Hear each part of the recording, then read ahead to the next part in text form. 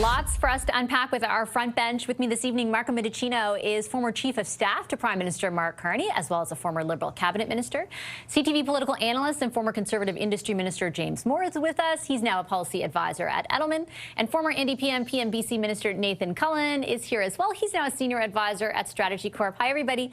Very nice to see you tonight. Very happy to have two people from BC on the panel. Nathan, I will start with you in that vein. This is one of the first times since Premier Smith initially broached this subject that the federal government has said much of anything. The first comments, for example, from the federal energy minister that said Alberta is going to have to convince BC basically to get on board. What do you think of the minister saying that, and what do you think of the likelihood of that happening? To answer the second part of your question first, appears like the likelihood is low. The province of British Columbia has long had a position from when James and I and Marco as well, we're all in Parliament together. BC's position from referendums in Kitimat to First Nations who have been very consistent on the Northwest Coast saying this is not appropriate given the risks that are presented to us in our economies and our environment with diluted bitumen. So that seems low. The whole conversation got started with this notion of fast-tracking national interest projects. And in that bill and in the rhetoric that the federal government presented that Mr. Poilievre supported was this notion of gaining support of the jurisdiction for any of the projects that were to appear on the list, as well as support and implication of First Nations. Coastal First Nations just recently, a few weeks ago, sent a letter to all involved saying that they do not have that support. So I think that's what's frustrating the Premier in British Columbia is that we're taking up a lot of time over a 50-year long negotiation and a controversial project. Meanwhile, we have tens of billions of dollars in projects going into northwestern BC in particular, but BC more generally, that do have support of First Nations, do have support of the jurisdiction of BC, and benefit Alberta in lots of ways. And so Alberta's exporting record amounts of oil today. Like they're doing pretty well. We already bought them a pipeline to the West Coast that cost a lot of money. And it seems like it's putting a lot of things at risk, including relationships, with this fantasy of a provincially backed pipeline project with no proponents willing to put any cash on the table.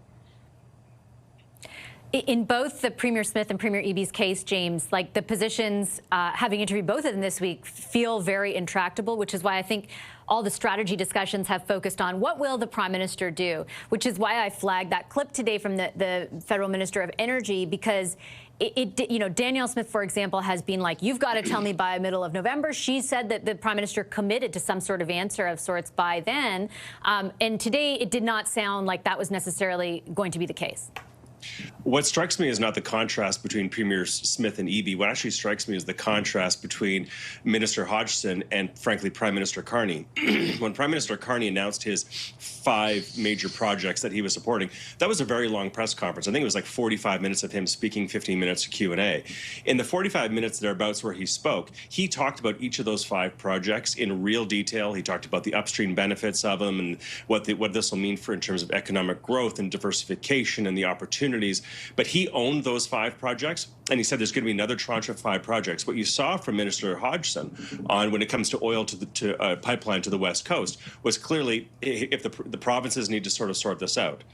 If there's going to be a pipeline from Alberta to the West Coast of British Columbia, the Prime Minister has to be as invested in it rhetorically and politically as he was in those first 5 projects that he announced of his major projects. He needs to say, this is critical for national infrastructure, it's critical for economic security, it's critical for us to decouple from the United States, and we're going to get this done in a way that's environmentally responsible, that will engage Indigenous partnership, and that we will lift the tanker ban and we will do what's necessary.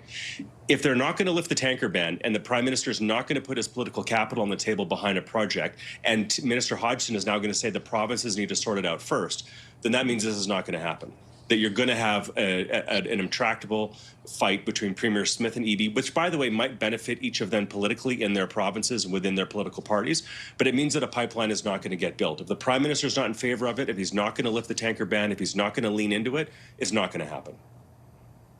Do you think politically, Marco, and I don't know where the Prime Minister falls on this particular project. I know in general, I have asked him about, you know, in principle, do you support additional pipeline capacity or export capacity? He said yes, but never has the specific question of this one, which is more politically fraught, for example, at the moment than Keystone. Never has he answered a specific question on that. Do you think he will have to politically take a position one way or the other on the prospect of this? Well, I think by definition, and given the passage of C5, which is all about approving major projects that are in the national interest, as long as there is a proponent that will back this new proposed oil pipeline, and that is part of the work that I think that Minister Hodgson was referring to, then yes, there will be a decision that needs to be taken. But I think everyone can be very assured that the Prime Minister, Minister Hodgson, and all of the government are laser-like focused when it comes to developing energy corridors that will get our resources to market. The One Project, One Review is designed to reduce the red tape that has been a speed bump in achieving that goal. And by going to Alberta now, I think, Vashi, what is it, 10 times since the Prime Minister has become leader of the government, he is definitely demonstrating a commitment to the West.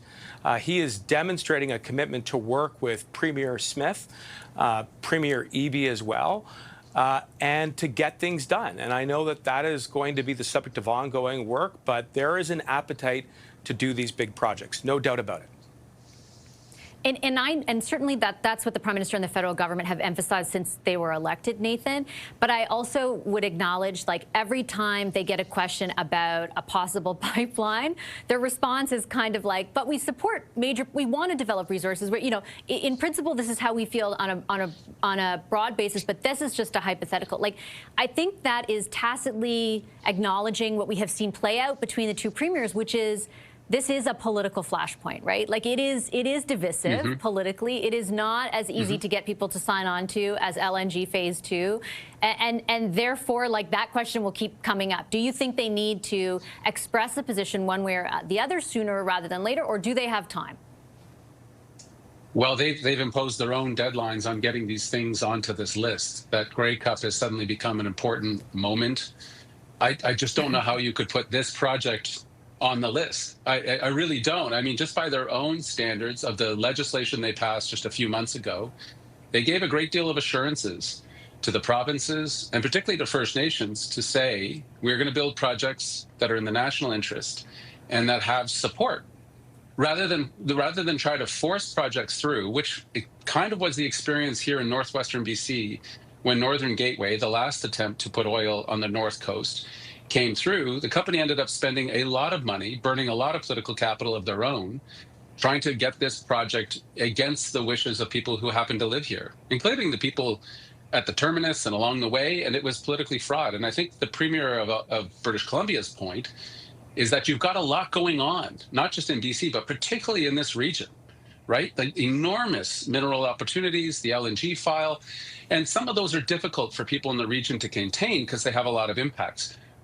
Why would you go and start kicking the hornet's nest with suggesting something that we have looked at for generations, literally generations of people saying, do we want oil to come through the north coast of BC and try to ship off our north in our northern waters? And the answer has been resoundingly no of the people who live here. So why threaten all of these things that we're supporting with something that you know we don't, and federal legislation stands in the way, as James said, with the North Coast tanker ban, which was passed by Parliament just a few years ago. So it just seems nonsensical, especially when Alberta is not being pinched right now. And they could add another 300,000 barrels to the pipeline the Canadian taxpayers already bought them that goes into, well, near James's house. Why not add into capacity on things you've already spent money on, rather than spend hundreds of millions more on a project that doesn't have First Nation support, doesn't have the support of the province, and is going to be years and years and years of fighting and probably never get built anyways. It's a bit frustrating, as you can imagine, for those of us that have been in this conversation for decades. James, I feel like I sense that you have an answer to the questions posed by Nathan. I don't disagree with Nathan. I think that, look, Nathan and many other New Democrats and people in the North, they're opposed to the pipeline for a whole bunch of reasons and always will. And I don't think there's any real reconciliation there. But Nathan's caution is appropriate. Like, there's an Angus Reid poll that was put out today that was very telling about public opinion support in British Columbia. Conservative voters in British Columbia support a pipeline, fine. The broad base of British Columbians support the concept of a new pipeline in British Columbia, fine. However, when you ask the question about a tanker, because you can't build a pipeline to the coast and then what? You have to get it out onto the oceans and get it to global markets. So when you ask British Columbians, are you in favor of a pipeline? They say, yeah. Are you in favor of lifting a tanker ban? About half of people who vote Liberal say no. 3/4 of people who vote New Democrat say no. Mark Carney has 2 seats in Alberta and he has 20 seats in British Columbia.